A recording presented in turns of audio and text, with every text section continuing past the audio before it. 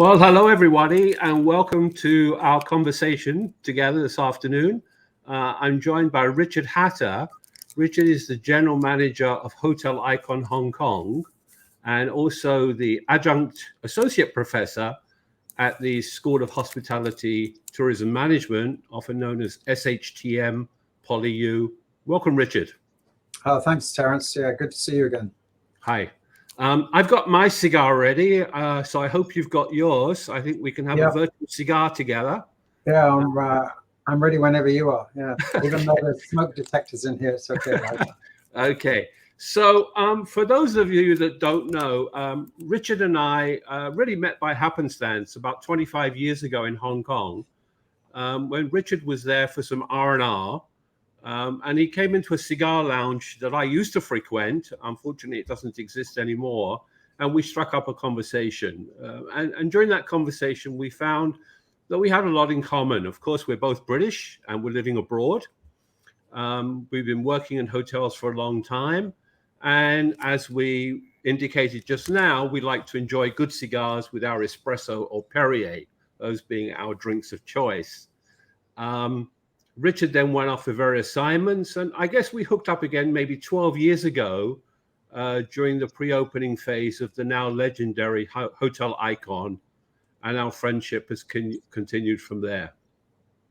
Well, it's obvious that Richard, in his what I like to call his 007 suit, is on the job at the moment. He's back in the hotel and he's working. Whereas I am in my work from home Zoom suit, in a kind of more relaxed environment. And for the next sort of 28 to 30 minutes, we're going to have an open conversation about how we feel the industry is right now, how our Icon has weathered the storm for the last 12 years, and how we pretty much see the future of the industry going along. So again, welcome, Richard. Yeah, thanks, Terence. Yeah. You know, it's really interesting and amazing, I find, how Icon, which is a standalone hotel with no corporate flag behind it, no deep pockets for marketing budgets and all these kind of things, has really risen from nothing, a white sheet of paper, and turned into the legend that it now is. And it's a model that's often looked at to be replicated by several other institutions around the world. So, you know, maybe we can kick off by you sharing with us. This is not really an interview where I ask questions and you come up with answers, but I think just to kind of set the scene, so people understand the background of where you're coming from.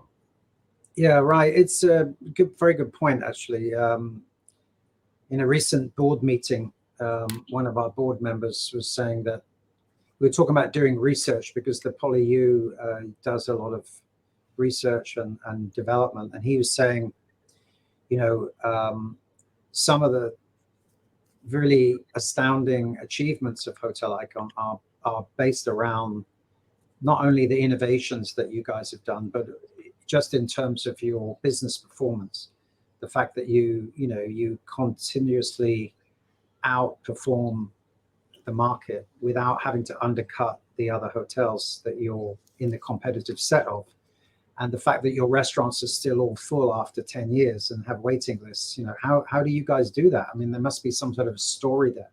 So that's a good opening, and I think that a lot of it is very much down to the fact that, you know, being a small, well, by Hong Kong standards, 262 rooms, right, with 3 restaurants. The fact that you're kind of smallish and independent and being in a kind of unique position to do research and experiment means that if you have a kind of transformational leadership style, which I do, I'm just naturally a very kind of creative person, and that you can communicate your ideas really effectively to the team, and that the team get it, they understand where you're coming from, and they're all on board with it.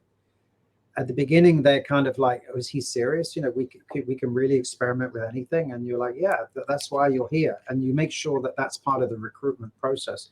because we found there were a lot of people who were kind of a bit jaded with the whole corporate world, and they were looking for that independence and that freedom to kind of do what they're really passionate about.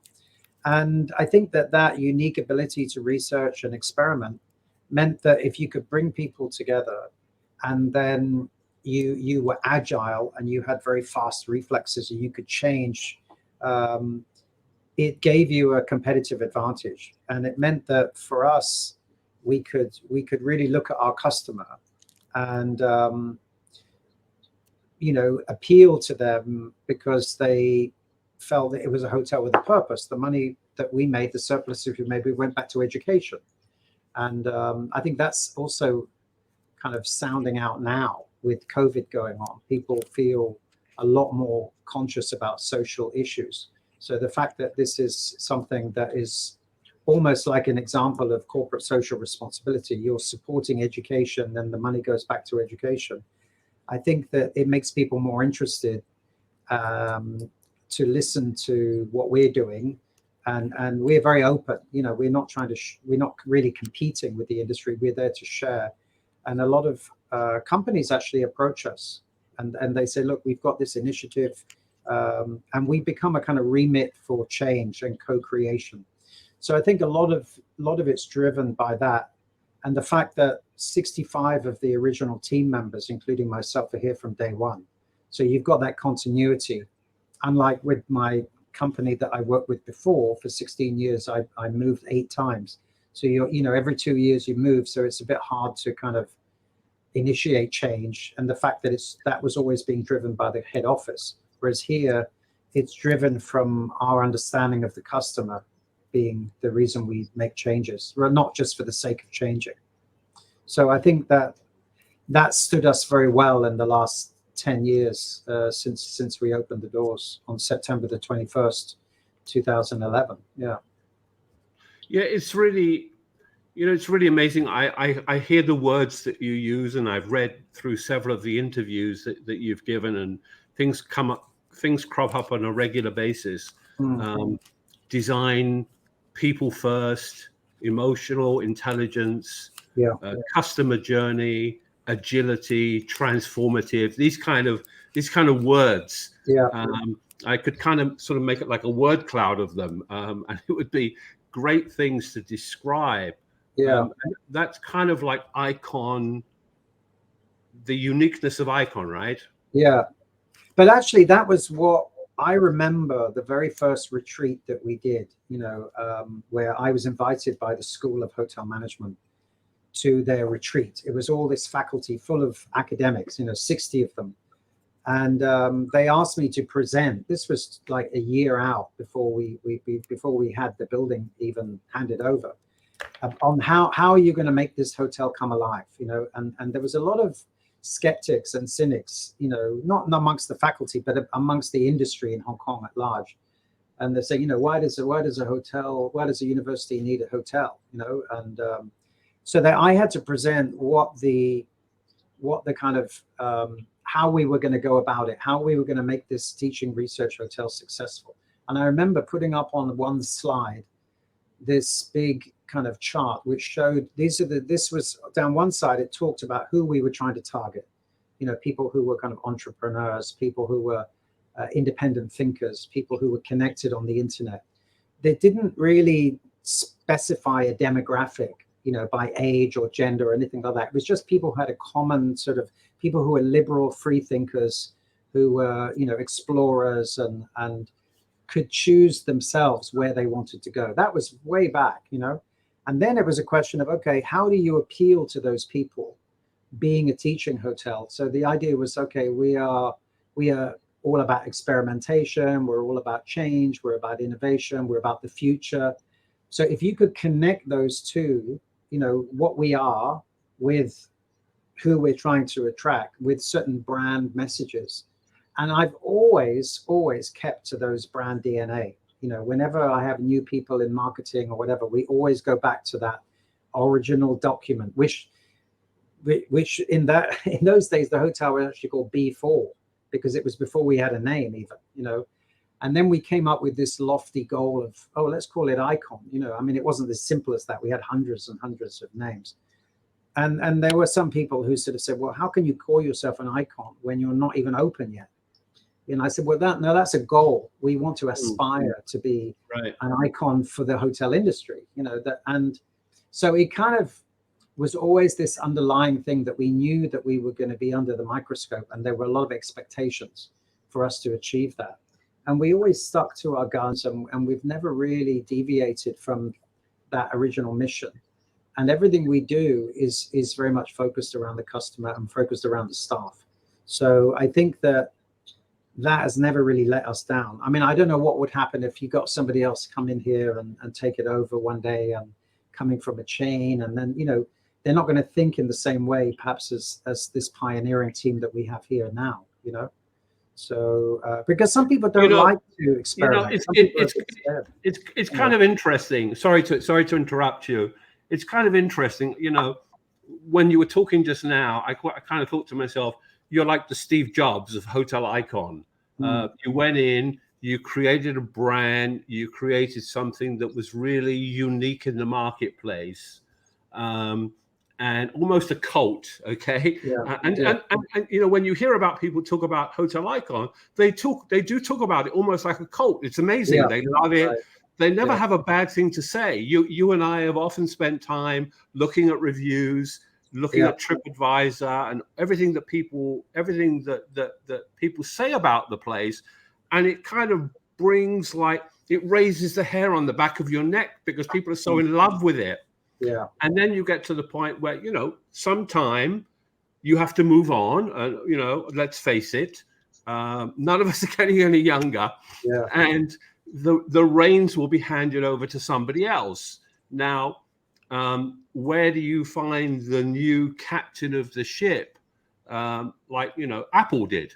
They went out and they did a lot of searching, and they found somebody who's actually done a pretty good job in carrying on the kind of style from that. And I know you're a guy that loves style.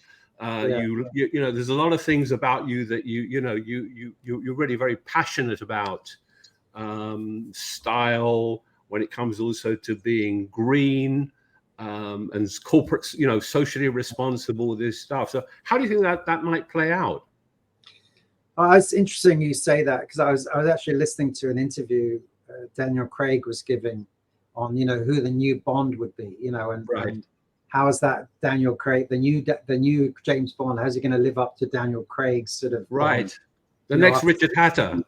You know, I mean, and he's been James Bond in 5 movies over 16 years, you know, so whoever, but I think everybody's going to put their own spin on it, right? I mean, you know, whoever becomes the next person here, hopefully it could be somebody that is homegrown, somebody that came from the School of Hotel Management, you know, that's perhaps we've groomed up. I think that it's a bit of a unique situation.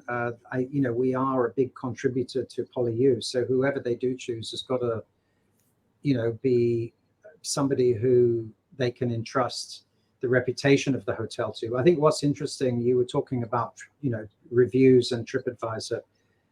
You know, before this all went down with COVID and everything, and before the riots, 80% of our business came from, you know, North America and Europe, 80%. Now it's 100% Hong Kong. And there were a few sort of cynical people who used to say, oh, well, you know, the reason you guys are so high on TripAdvisor is because all your customers come from Europe, and, you know, you're able to give 5-star service at sort of 3-star prices. But now everybody's from Hong Kong, right? So all our customers are the same as everybody else. It's a level playing field in Hong Kong. Our prices are actually competitive and higher than some of our competitors. And yet now we've gone up to number 2 on TripAdvisor. You know, we've actually gone up a ranking. So I think what it is, it's the fact that the service we deliver, this training program that I wrote called We Love to Care, it basically crosses all cultural and socioeconomic boundaries. It's a certain style of service that you're delivering to people, because I think in the sense that, you know, we've got 2 different types of staff here. We've got those students who are doing internship for short periods of time who are very highly educated. And then we've got those sort of rank and file staff who are perhaps not as educated, not as well educated, not highly educated. And then, you bring in staff who, live in pretty Spartan conditions, right? And then you bring them into a hotel environment, expect them to know how to behave. So we went really right back to basics and said, it's not just about teaching them the operations skills. You've got to teach them, how to understand the aesthetics and how to understand how to communicate with people on a certain level. And I think that permeates through, the whole organization. And I think that's what people pick up on. So Hong Kong people that are coming here now will say, oh my goodness, this is tremendous. The service we got is not like anything I've had in Hong Kong before. This is different, and it's not, they've had a lot of 5-star service. Hong Kong people go to a lot of 5-star hotels, let's face it, right? They go to buffets and things like that. So there is something unique about the way we do things. And I think we look after our people very well. We pay a very fair, market rate for labor. And I think typically, one of the things we were talking about before was whether hospitality was broken, and whether, and how could it be fixed? And I think to a large extent, yeah, it is. And I think that there will also be a kind of an extended recession after this all, changes and maybe after it ends.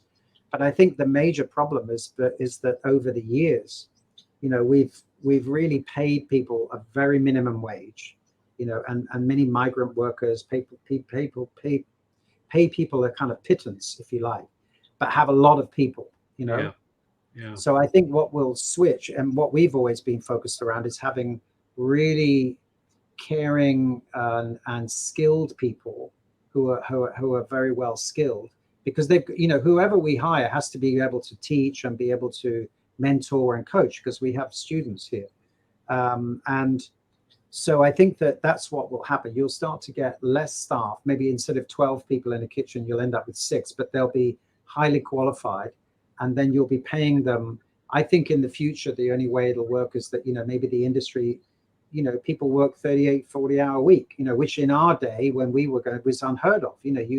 If it was less than 60 hours and you were paid a pittance, but, typically our industry was like you did time, until you got to a point where you could then start to climb the ladder. Right. And for me, it was 16 years, 16 years at the time. It's like going inside for 16 years. And then you're let out and it's like, oh, okay, now here's my chance. I think that model has to change. And I think we are kind of an organization that if we can get, the leadership that we're developing, get their head around that, to make people realize that actually it shouldn't be like that. We are really professionals. I think then, ultimately the customer has to be willing to pay the price. I think there's been a lot of price war going on, not only in hotels, but restaurants as well, generally. And I think the middle market is where they're going to suffer. I think casual and low end hotels and restaurants will do well, continue after the recession, and then the high end will continue to do well. But it's the middle market, I think, that will really, especially family owned type businesses, that will really suffer. One of the things that's really, and I was involved in a webinar a few weeks ago, again with Hospitality Net on this subject, and I kind of hate this word, which is contactless. Which I'm sure you've heard more than once during this pandemic. And how people are trying to turn hotels into contactless places. Right. And I really do not like that. And I was told, no, Terence, it's not contactless, it's frictionless. But, in many cases, it is really contactless because they want to take away that people element of interaction. And I can understand it's socially distancing and stuff like that. But I think you and I come from a background, and maybe I'm showing my age or a little bit too traditional, where I like to walk into a hotel, I like to be met, I like to be pampered to a certain extent, and I like to interact with people. I don't want to meet a robot or talk to. Even though I'm a technology consultant, there's a limit to where I want to draw on that. So how do you feel about all this kind of stuff that they're talking about? Yeah, no, I completely agree. I mean, I think we are social creatures, right? So I think one of the reasons you and I have talked about this before is that hospitality has not changed over the centuries, fundamentally. And it's also one of the reasons technology has been so slow to develop in our industry, because people are looking for person-to-person contact, service and experiences they would not get at home. I mean, you can sit at home and smoke a cigar, right, and have a San Pellegrino or whatever, right? I mean, I can sit here in my office and I got do my it. Evian. Yeah, but if you want to go out to a nice cigar lounge, right, and sit there and chat with somebody, and somebody comes over and gives you a lovely cup of coffee with a saucer, and you interact with people chatting in the lounge, and it's that ambience. You're paying for that ambience, and then you get the bill afterwards, and you've paid $25 for a cup of coffee and a glass of water, but that's you're kind of renting that chair, if you like. But I think this experience. Yeah, it's the experience. So you're looking for that personal service, the connection, somebody who's going to make the effort for us to go out of their way to create something special, some kind of unique experience where you can go and say, well, that was a really nice person, that was a lovely 1 hour I enjoyed. So I think that where I see the kind of frictionless element is that I think that what we've tried to do here anyway is that the technology is more embedded in the experience, but as a choice, so it's a way of making things easier. Like we have, Revenate, we have revenue management systems and things like that, which help you with pricing. Indirectly, it's technology, right? But right. I think now what we've been selling is cleanliness. People still want a friendly face at the reception, but they want to know when you go into the room, you're not pointing out, oh, this is the handy phone and this is that. You're pointing out all the touch points that have been cleaned and sanitized. And so in a way, we're now selling safety and security, because that's the big concern. They want high standards of cleanliness, high standards of sanitation. And I think that with Icon, they know, because we're owned by PolyU, that we are the model hotel. We're under this microscope all the time. So and I think the third part is more important than frictionless is this whole issue that has been kind of thrown up now because of COVID and all this, PPE equipment and waste that's been piling up, is that people are a lot more, aware of the need to reverse the trend of, single use, right? Mm. So our industry is a really key polluter. I mean, you only need to look in Boracay near where you are, right? And how they had to close that down, both in construction and the sort of life cycle of places like Phuket or Pattaya, how they've destroyed it completely. So I think that it's more about, we have the social responsibility to sort of try and reduce our footprint. Here, Terence, we've got these 3 prototype rooms, right? So I was talking to the dean of the School of Design and also the School of Civil Engineering, and we're looking at trying to create the first carbon neutral room, and fully sustainable room. But a lot of the stuff is to do with the actual consumables. It's the shampoos and the sheets and all that kind of stuff. The water bottles. I remember you did the thing with the water bottle and the spigot in the room. The faucet in there. So I think that, I believe, like you, that people are looking for special experiences. Hotels that are conscious about ethics, conscious about sustainability and standards. I'm convinced that, and I think that the locality thing, it's important, but I think they also want to be sure that the hotel's thought very carefully about design. I think design is becoming much more important. I don't think you need, look at our restaurants here, Terence, that none of them are themed, right? They're basically very simple. I mean, Above and Beyond is just, you're looking at the harbor. It's just leather and wood. I mean, but I think theming and that kind of stuff becomes more backward kind of thinking. And I think what people are looking for, instead of touchless and seamless, touchless and frictionless, is more bespoke experiences. They're looking for something that's sort of tailor-made for them, So I think, that coupled with generosity, that you're generous about what you give, and you're not trying to penny pinch. I think now with this, really tight situation, everybody's, tight with money. They want a person there who's going to run around for them, look after them, and they want to be able to leave and say, that was really good value for money. I'm going to go back, You've got a green logo for Icon. I know you were playing around with a little bit with that because of your recent anniversary. Yeah. You've got a very successful restaurant called Green, which is your lobby restaurant. And you do a lot of good promotions in there. Now you've got this CT promotion going in where you're focusing on seafood for afternoon tea. Yeah. And I know you do durian promotions and things like that as well. Right. Yeah. And you try to be green as well as an overall hotel. And as part of being green, you actually drive a Tesla. So why don't you tell us a little bit about your experience in driving the Tesla and how that gets into being green for the hotel?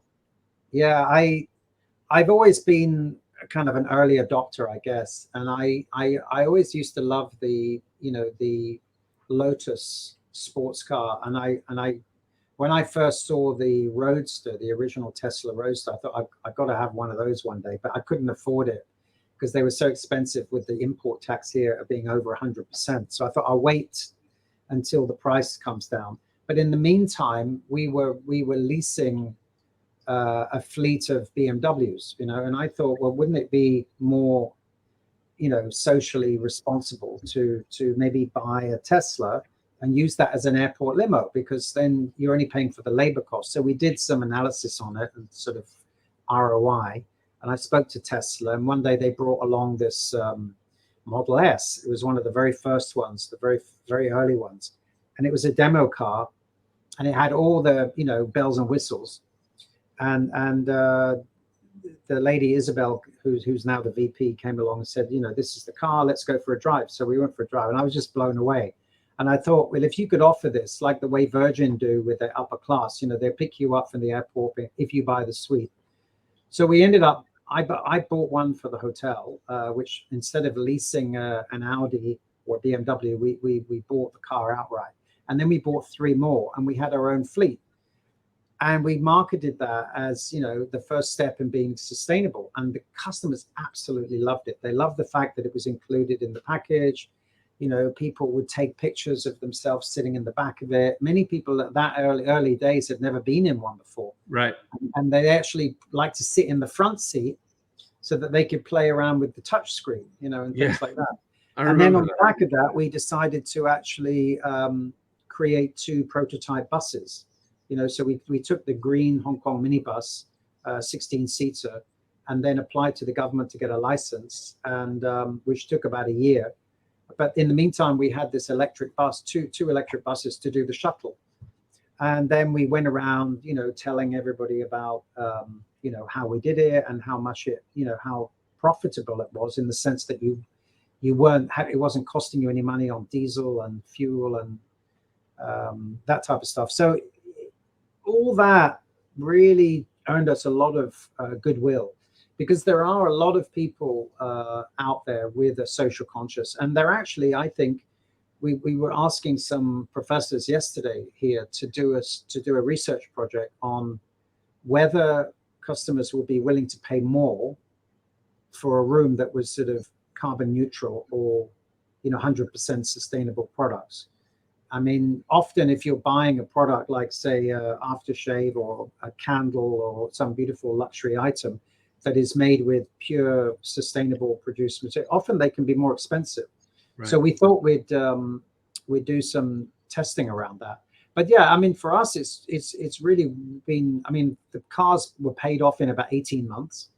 And it's been tremendous as a marketing tool for us. I think, obviously we can go on talking about this for hours, and our kind of time is already up. Yep. And I think, while you finished up on the Tesla, I'm going to circle back to my original introduction here and say, maybe at some point you're going to get the first electric Aston Martin, and we can make that the new James Bond car for Hotel Icon. Yeah, So that would be cool. Yeah, that would be really cool. So, yeah, Richard, I really want to thank you for your time today. I know you're super busy. Things are bouncing back, which is wonderful to hear about. And I think, along with the audience, everybody that's watching this, we wish you much, much success for the future. And, you know, like to welcome you back sometime for a follow-up interview, if that's okay with you. Sure. Yeah, I'd love to. Yeah, thanks very much indeed. And Okay. thanks for the opportunity. Thank you. Thanks for the So now we can get back to our cigar. Yeah, I'll go down to the terrace and have this. Yeah. Okay. Thanks a Take lot. care, Okay. Richard. Thank you very much. Bye-bye. Thanks. Thank you. Thank you. Bye.